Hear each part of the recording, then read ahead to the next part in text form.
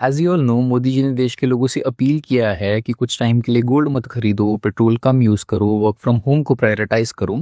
अब सवाल ये है, ये सब अचानक क्यों? देखो, इसके पीछे एक बड़ा इकोनॉमिकल रीज़न है, and if the Prime Minister of India is asked to do so, तो बात सीरियस तो है।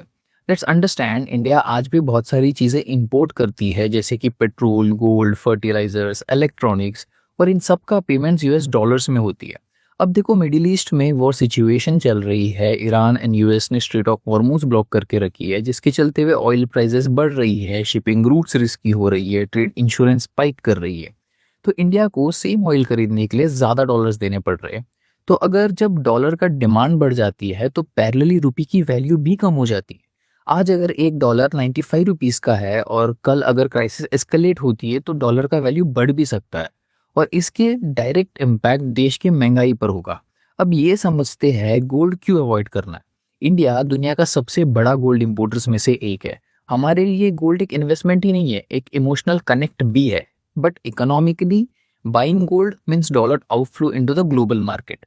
मतलब जितना ज़्यादा गोल्ड इंपोर्ट होगा, उतना ज़्यादा डॉलर्स इंडिया के बाहर जाएंगे।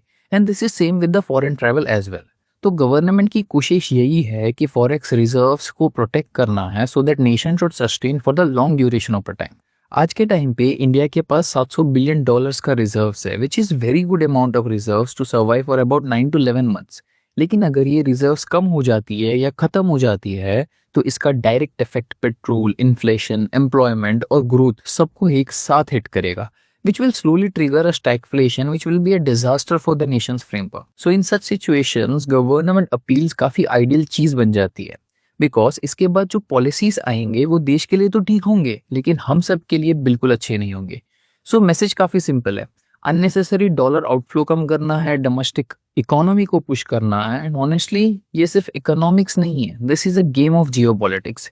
क्योंकि आज की दुनिया में जिस कंट्री के पास स्ट्रॉन्ग करेंसी है, स्ट्रॉन्ग रिजर्व्स है और एनर्जी सिक्योरिटी है, वही देश के पास है रियल पावर।